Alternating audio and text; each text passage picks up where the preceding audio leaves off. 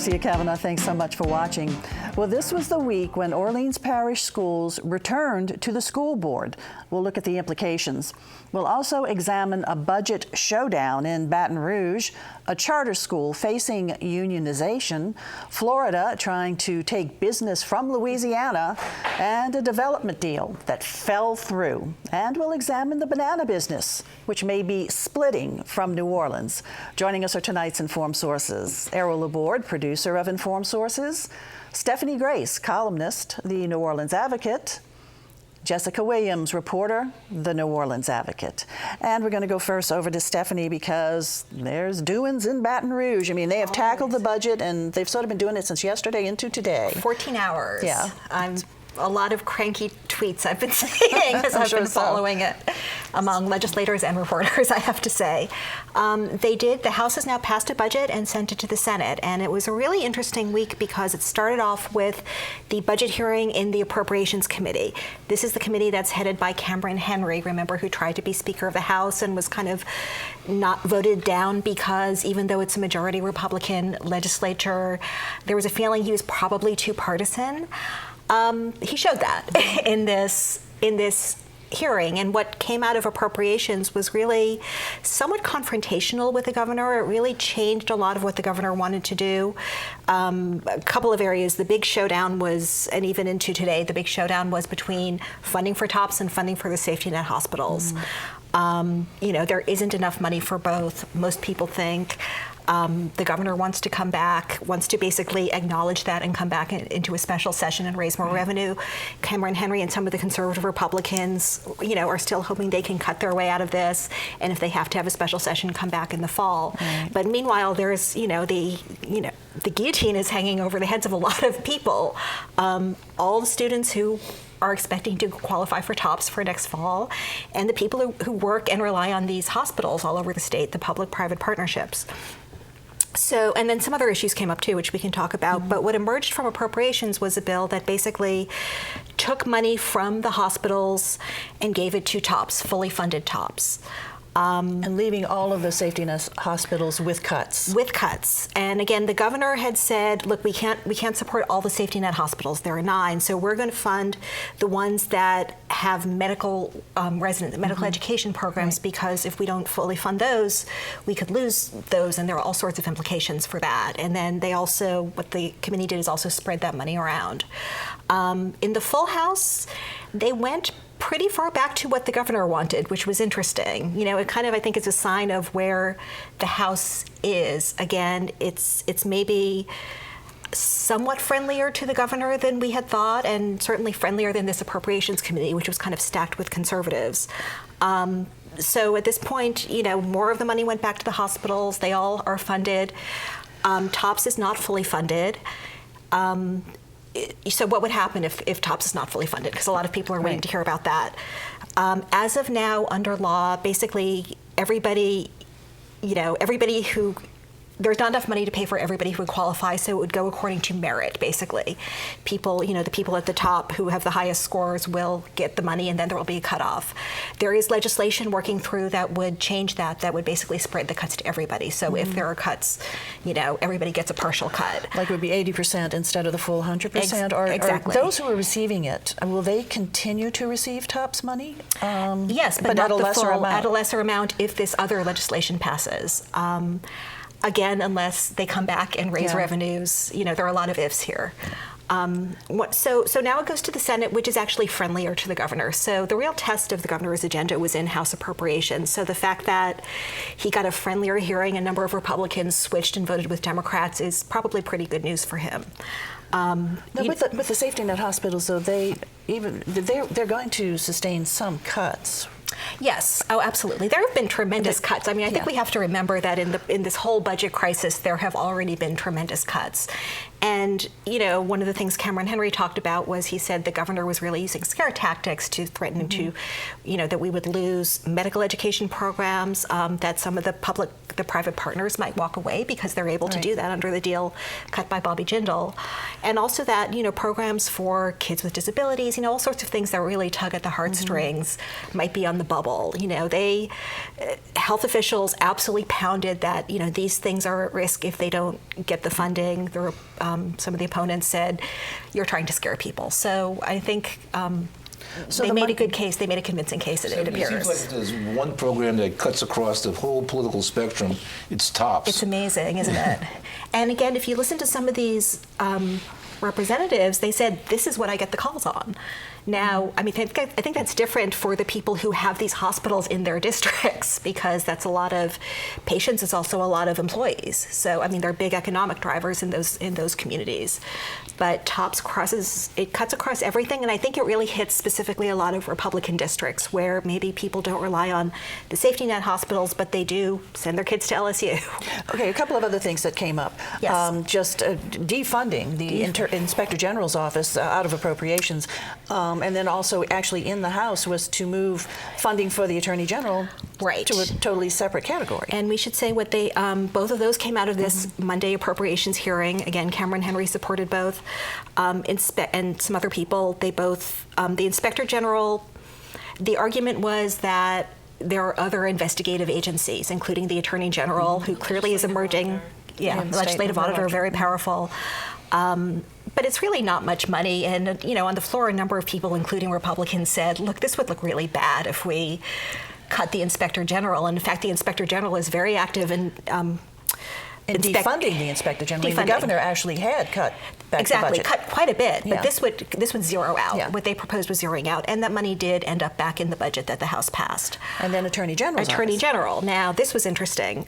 Jeff Landry certainly is an ally of Cameron Henry and the conservative faction. And this proposal really came out of nowhere to basically say the Attorney General doesn't belong in the governor's budget. He can have his own budget. And the governor's people stood up and said, that's unconstitutional. This has never been done. Why are we doing this now when we're in a crisis environment? And but that moved out of the House. But that moved out of the House. I think it will probably die in the Senate. The governor is very much against it. He said he would veto it. But I think this is really a political maneuver. This is where we're seeing the partisanship, and they're kind of poking at him and testing their limits and seeing what they can get. Remember, this is the group that is trying to reorganize the legislature to be more partisan, and the governor is very fiercely resisting that, being in the minority party. And so how's the governor doing with this?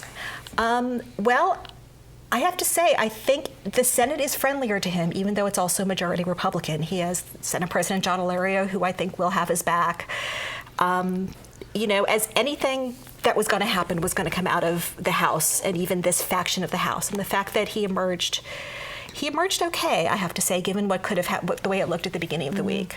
Okay, well, it goes on. But they're taking up capital outlay today, and we'll be finding out a whole lot more next week. Yes. Thanks a lot, This is the first time, maybe ever, or certainly in modern times, that we have a governor who was elected right from the State House of Representatives. Yes. And so maybe that's paying off for him, too. He knows this. He knows the budget. That's one thing that's really emerging, is how much he knows the process. And you also have the Commissioner of Administration, who had been, a Senate leader before he was he really knows Secretary of State. Between the two of them, that's it. They know their way around the Capitol. They really do, yeah. Okay, let's go on over to Jessica now and talk about here in Orleans Parish at Lusher High, right? That there is an attempt to unionize? It's both of, so Lusher is an elementary through high school. It's one of the top performing schools in the city. Very difficult to get your kid in, very high demand school, and a contingent of teachers there, the majority of the faculty, have announced an intent to try to unionize.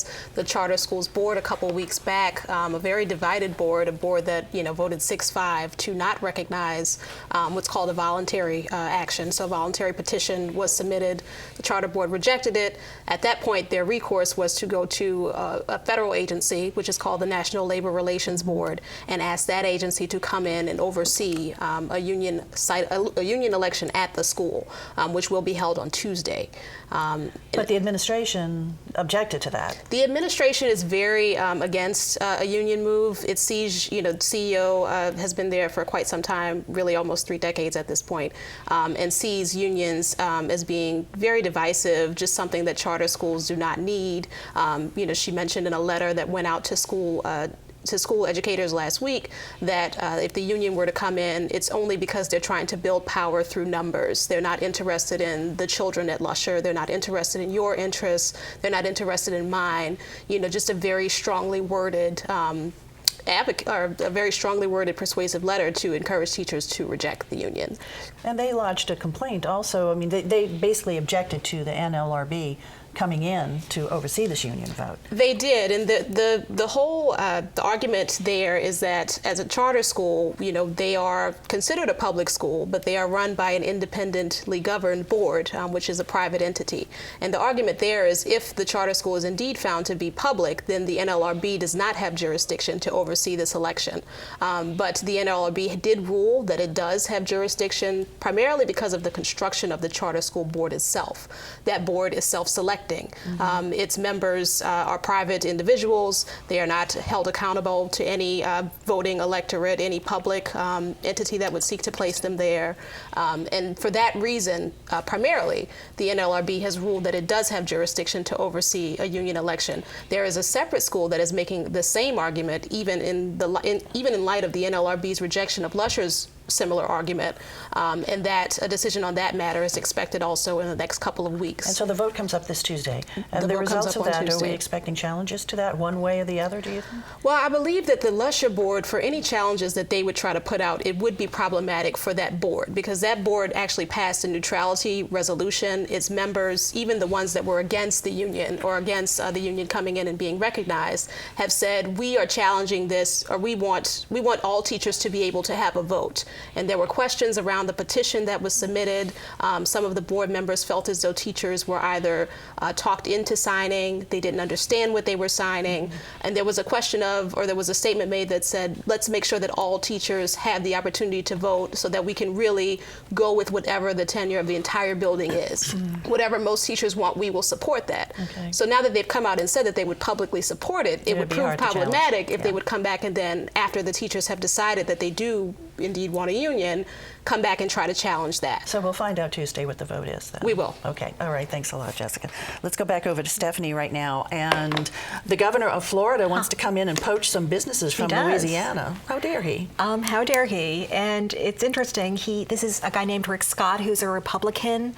One of the things that's very interesting about him is that he has very close ties to Bobby Jindal, and they share a consulting team. Several of his top advisors used to work for Bobby Jindal. They consider themselves good friends. So it's interesting that Rick Scott, the governor of Florida, they basically build themselves as a very, it's a low-wage state, it's a low-tax state, it's, low barriers. What they've done is they've looked at the fact that Louisiana just raised taxes and said, the politicians there don't care about businesses, we care about businesses, we're going to come and meet with you and try to recruit some. And kind of the irony is, the whole, yes, taxes were raised under John Bel Edwards by this Republican legislature, but really everything that set it up came from Bobby Jindal. So there's a little bit of a disconnect there, you might argue. But this is a governor, he actually did a similar thing in California. He took a trip to California after the decision was made to raise the minimum wage there to $15 an hour over time, and basically said, you don't have to pay your employees $15 an hour if you come to Florida. And the governor, Jerry Brown, Democrat, again, he's hitting Democratic states, obviously, or states with Democratic governors, really put him in his place, really said, lined up a bunch of statistics comparing California's economy to Florida's, and also said, maybe you want to think about some of the problems you have, like climate change and the fact that you're sinking. You're sinking. You're the first place that's going to be affected by that. But so it was considered not a success and kind of widely mocked, I think, both in Florida and California. And how's John Bel Edwards reacting to this? Pretty much the way Jerry Brown did. I mean, not with the, we've got a great economy, but, it's a gimmick. It's, you're trying to cover up your own problems. And really, how did we get here? And is the Florida economy really that strong? They're doing that good? Not really. I mean, they have, they've really suffered from the real estate bust, obviously. But, it is considered a place that has low taxes. It has, depending on how you figure that. So has he started making the move?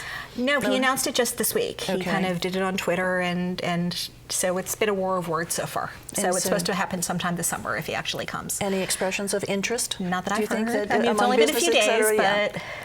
Okay. You know, yes. You know, they always say about Florida, and it's true. If you look at Florida, they say that the northern part of Florida is more southern, Yeah. and the southern part is more northern, Yeah. because that's where the people from the East Coast have settled. And it's really as diverse of a state as Louisiana is. Florida is probably maybe the most Right. diverse state. It's a real mixture out there. If you go down to the south, you get the Northerners and you get the Latin Americans. So it's a real interesting. People drive very fast, I have to say. Well, it'll be interesting to see how this dynamic works. Thanks a lot, Okay. Stephanie. Okay, over to Errol.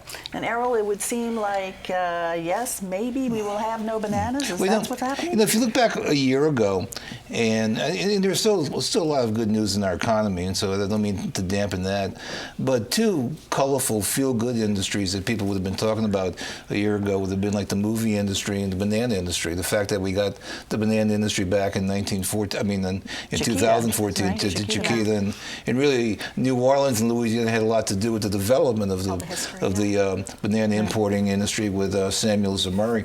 And so we've always had the legacy that we lost it about 40 years ago to Gulfport, and then we got it back, and people were really, really excited. Now today there comes a story, and as of yet there hasn't been any official announcement, and so most of what you're hearing is from various press accounts. And the Advocate, our friend, y'all's colleague Richard Thompson, had a story that he broke this morning about rumors out there that Chiquita wanted to leave New Orleans, and they couldn't find anyone to deny the rumors, and even the people at the port were saying, well, we've heard those rumors too. I mean, they're not saying they're not true. No one is exactly sure why, but what people seem to be thinking, and then later today, the Biloxi Sun Herald did a story. And by the way, in New Orleans, the coverage says Chiquita may be leaving for somewhere else. In Biloxi, the stories say Chiquita may be coming to Gulfport, or coming back to Gulfport. But the things that I mentioned is that at the time that the deal was made in 2014, Chiquita was about to be sold to an Irish company, an Irish fruit import company. It was like, I think it was the biggest in the world, and that fell through. And then since then, it was bought by a Brazilian company. And so maybe the Brazilian company had a totally different attitude. But also, part of the deal was, in addition to the ports, that in Gulfport there was a ripening facility that was going to be closed down and brought to New Orleans. And they never brought the ripening facility here. They kept it there. And some people said, well, you know, maybe that wasn't a great sign either. Now, some people say, well, there's a lot of congestion in New Orleans, and we had to get that worked out. But it's obvious something wasn't working right. Even though Chiquita people haven't made any official statement, they could just as easily say, this isn't true, and they're not saying that. And so it's uncertain what happens, but it doesn't look good at this stage. But it's big business for the port, so it will impact the It port is. As far projections. as employees, they thought it'd bring about 350 employees.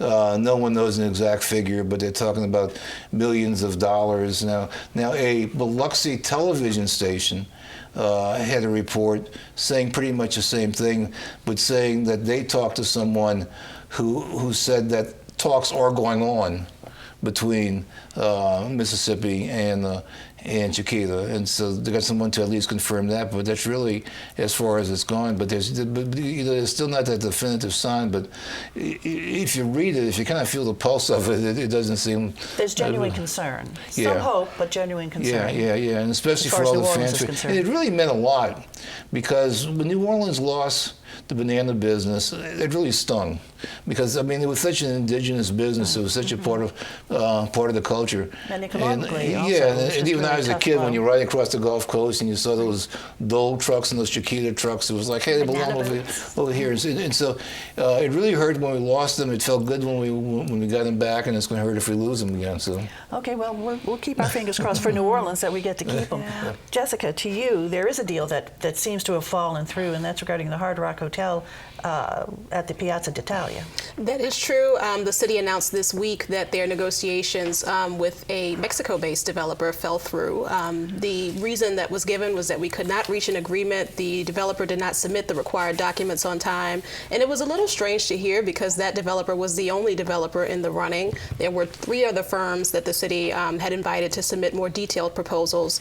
One of those firms said that they had gotten a better opportunity and thus decided to pull out. The other firm also didn't decide to submit anything past by the required deadline. So ICD Citra, that team was pretty much, if it would have just done if it would have been able to reach that deal, one would assume that barring a new request, they would have gotten it. But it seems as though the city wanted more detailed information. ICD Citra has told me around DBE, so the Disadvantaged Business Enterprise Program, really just detailed information and local hires and too. Local hires as well. And ICD Citra said that, well, at this point in the process, you haven't even told us if we're going to be selected, and we will get that information to you, but we need more of an assurance at this stage that we are the firm that you want. And there was a difference of opinion as far as when in the timeline that information would be submitted. As a result, the deal fell through. And so their deal, what would it have done there at Piazza d'Italia? It would have created a Heartbreak Hotel, a performance venue, a NOCA jam school. So they sought to partner with the New Orleans Center for Creative Arts to create a separate space for music students at that location, retail opportunities, really centered around sprucing up an area that now is only being used for surface parking. For parking. And so the city has said that it's committed to soliciting new developers to come out, but this process, it was started a year ago and now it's scuttled. So, we may be looking at another year before we even get a developer to bite, if one does bite at all. And every time the Piazza comes up at the topic, it always just riles me, because people need to be remembered that fountain, when it was built in the 70s, was heralded as one of the most important pieces of new architecture in the country. Wow. It was really just a major development. Architecture magazines did stories about that. That fountain with full lighting and full glory is a beautiful piece of architecture, and if it was working, it could really be a draw to people. And something needs to be done. And part of the problem is that they need the economic development around it. But it's really something really beautifully and important that's just going to waste right now. So do these developers have hope, though, that maybe they can reconnect with the city and get this going? They are definitely hoping. They mentioned to me that they still are reaching out to the city in hopes of being able to renegotiate or to come back to the table at a later time if the city does indeed choose them or choose to do that route. But it does seem like the city at this point is moving towards soliciting new teams. They're back to square one. They're back to square one. Yeah. They've started it all over again. Okay, Jessica, thanks a lot. Stephanie, over to you. One other big piece of legislation that moved out of was signed by the governor this week. Actually, his signature is returning Orleans Parish RSD schools back to the Orleans Parish School Board. And one of the things that I think really symbolized what a big deal this was is the governor had a signing ceremony this week, and we really haven't seen that out of him too much. That really is not, usually they send out a list of bills that have been signed, but he did it in public. He handed the pen to Karen Carter-Peterson, the state senator who authored the bill. He had the superintendent of the RSD and the superintendent of Orleans Parish Schools there to speak. Also, interestingly, Andy Copland from the mayor's office. And one of the things Governor Edwards said is this is something that the mayor was very involved in these negotiations, which is interesting. He made a point of reading down the authors. I think he really wanted to get the message across that there were Democrats and Republicans, black and white members, most of the Orleans delegation, that this is a consensus. That was the message, that we have decided it's time for Orleans the schools to govern themselves. With this bill that Jessica can talk about also, that really kind of solidifies the fact that this will be an all-charter system. And really, that's unusual. That's not something, it's something that probably the rest of the country will be watching, a locally controlled system of charters. And so over time, this has been a carefully crafted measure with a lot of people working on it, right? It has been. It's been hours and hours of painstaking negotiation. She mentioned that the wide consensus of people that have signed on to this, there was a separate effort by a local legislator, Joe Bowie, that would have basically allowed all of the schools to come back wholesale at the same time. But that bill didn't include a lot of the protections that the charter school community wanted. There is this idea that if we go back to the Orleans Parish School Board, a school board that historically has not had the best history, been mired in corruption, contentious, very prone to being pushed on and leaned on by whatever interest at the time petitions it. If we don't have those barriers in place, then this could all go, south in a handbasket in the next couple of years. And one of the barriers that they put in place was that you would have to have a 2/3 majority vote on several issues. Like if you have a charter school that decides to come back or that wants a renewal and the board disagrees with the superintendent, in order to have that in order to overrule the superintendent, you would need 2/3 of the board to vote. And that's something that we have not seen at OPSB before. But again, just another example of one of the protections that this bill puts in place that really satisfied the charter community and allowed for that broad consensus that Stephanie mentioned when the governor had his signing ceremony. So what kind of timeline are we looking at? 2 years, maybe 3, basically. The by latest is 2018. 2019. Right. And one thing that Karen Carter-Peterson mentioned that is interesting is that they really wanted to do it this year because we have school board elections this fall. And the feeling is this raises the stakes, obviously, but people should decide whether to run and who to vote for based on the idea that this is going to be the board that will assume this vast new responsibility. And I think there's some expectation that there will be some people are saying, oh, the unions are going to get really involved. Obviously, we're seeing the beginnings of the union movement coming back in Orleans. They just were very involved in the Jefferson Parish elections very successfully. Also, the charter movement nationally has a lot of money. So, it'll be interesting. This could be an election where we have big money, big interests at play. Of course, will anybody be paying attention when we're going to be talking about Donald Trump every day? I don't know, but I think a lot of people have lost contact with the school board. It has been fairly unimportant, relatively speaking, and so I don't think it's gotten as much attention as it has.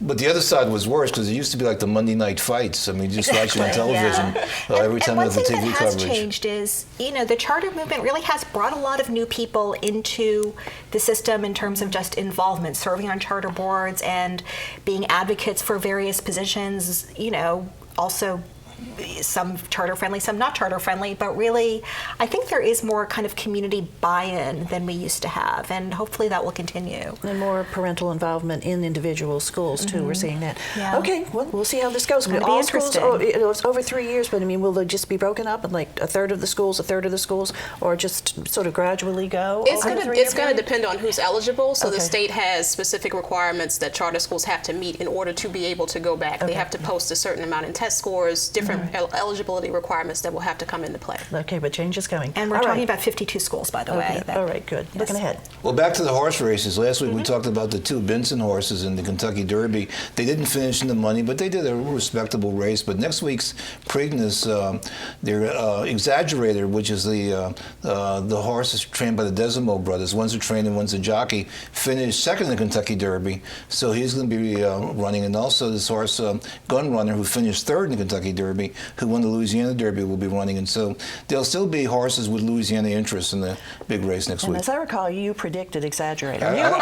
You were close. I picked Exaggerator, came in second. No, you did good, Errol. Okay. Steph. Back to one of our favorite topics, the monuments. There is going to be a panel discussion at Tulane's Hillel chapter this Tuesday.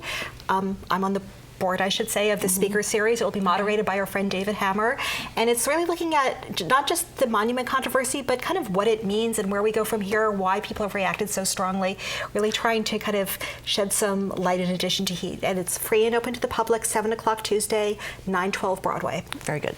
Within the next 3 weeks, we are expected to hear back on how much Jazzland, the abandoned amusement park in New Orleans East, is actually worth. That board decided to punt on a decision on accepting new appraisals, but they're hoping to beat soon and get in some more of those cost estimates. We'll be looking for that. All right, thanks you guys for being here. Thank you all for joining us, and of course we want to see you again next week for Informed Sources. Have a good evening.